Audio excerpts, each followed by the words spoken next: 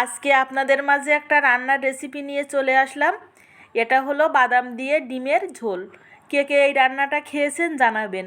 আমি রান্না করার জন্য বাদামগুলো ভেজে খোসা ছাড়িয়ে নিয়েছি। এবার শিলপাটার উপরে দিয়ে দিলাম আর দিয়ে দিলাম জিরা। অন্য কোনো মশলা আমি ব্যবহার করব না। ভালো করে এবার বেটে নেব। বাদাম আর জিরাটা আমার বাটা হয়ে গিয়েছে, একটা বাটিতে উঠিয়ে নিয়েছি। আর এইখানে দিয়েছি পেঁয়াজ কুচি, কাঁচামরিচ আর রসুন আর জিরা বাটা, 2টা ডিম আর সামান্য লবণ দিয়ে ভালো করে ফেটিয়ে নিয়েছি। কড়াইয়ে সরিষার তেল গরম করে ফেটানো ডিমটা দিয়ে দিলাম, দিয়ে ভালো করে আমি ভেজে নেব।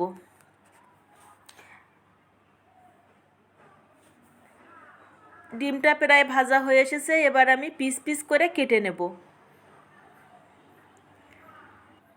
যে কাটা হয়ে গিয়েছে, এবার আর একটু ভালো করে উল্টে পাল্টে আর একটু ভেজে নেব।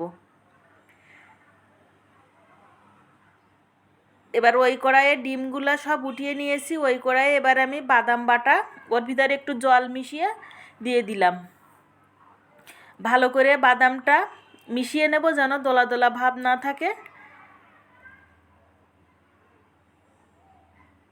এবার দিয়ে দেব পরিমাণ মতো হলুদ আর দেব পরিমাণ মতো লবণ। দিয়ে ফুটে ওঠার জন্য অপেক্ষা করতে হবে।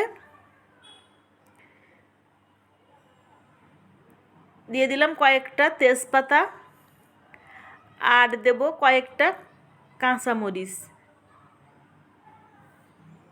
ঝোলটা ফুটে উঠেছে, এবার আমি নামিয়ে নিয়েছি। যেখানে ডিমটা ভেজে রেখেছি ওই পাত্রেই আমি নামিয়ে নেব।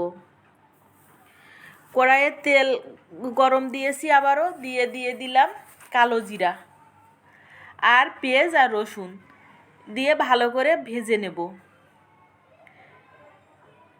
এবার ডিম আর বাদামের তরকারিটা দিয়ে দিলাম,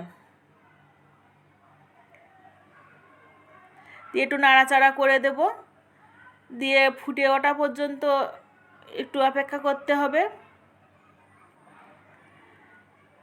আবারও কয়েকটা কাঁচামরিচ দিয়ে দিলাম, কারণ ওই সময় কাঁচামরিচটা আমি অল্প দিয়েছিলাম। এই তরকারিটা একটু ঝাল ঝাল হলে খেতে কিন্তু বেশ ভালোই লাগে। তরকারিটা আমার হয়ে এসেছে, এবার আমি নামিয়ে নিয়েছি। দেখুন দেখতে কতটা সুন্দর হয়েছে, এটা খেতেও কিন্তু অনেকটা সুন্দর হয়। যারা এই রান্নাটা করে খাননি তারা খেয়ে দেখবেন, আপনাদেরও ভীষণ ভালো লাগবে। আজকে এই পর্যন্ত, সবাই ভালো থাকবেন।